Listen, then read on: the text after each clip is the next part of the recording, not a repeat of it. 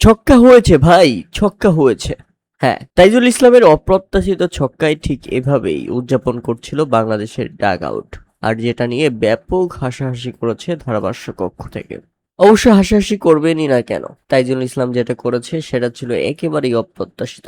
নিজেকে বাঁচানোর জন্য বাউন্সার বলে বেট লাগিয়ে দিয়েছিলেন, আর এতটা আস্তে বেট লাগিয়ে দিয়েছিলেন সেটা ছক্কা হতে পারে কেউ কল্পনা করতে পারেনি।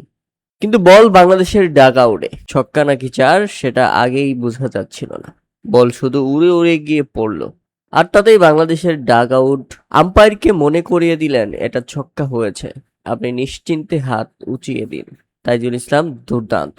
মেহেদী মিরাজ নিজেও হাসছিলেন যে ভাই এটা কি হয়ে গেল, আপনি তো শুধু ব্যাট লাগিয়ে দিয়েছেন। দারুণ ছক্কা হয়ে গেছে তাইজুল ইসলামের সেটি। আর যেটা ব্যাপকভাবে এনজয় করেছে ইবাদত হোসেন, তিনি তো রীতিমতো ছক্কা দেখাতে গিয়ে নাচছিলেন। শুধু ইবাদত হোসেন নয়, তাইজুল ইসলামের এই ছক্কাটা উপভোগ করছিল সবাই। বাংলাদেশের ডাগ আউটে থাকা ক্রিকেটাররা এক মুহূর্তের জন্য আতঙ্কের মধ্যেও ছিল। তবে তাইজুলের ছক্কাটাই যেন মনে হচ্ছে বেশি স্পেশাল, কারণ এমন ছক্কা সত্যি অপ্রত্যাশিত থাকে। অবশ্য এরপর তাইজুল ইসলামকে ফিরিয়েছেন জস হ্যাজিলুড, যাকে ছক্কা মেরেছিলেন তিনি।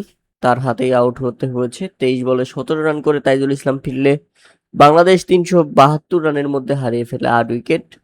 ততক্ষণে বাংলাদেশের লিড 174। ছক্কা দেখে অবাক হয়েছিলেন ক্যামেরন গ্রিন পর্যন্ত।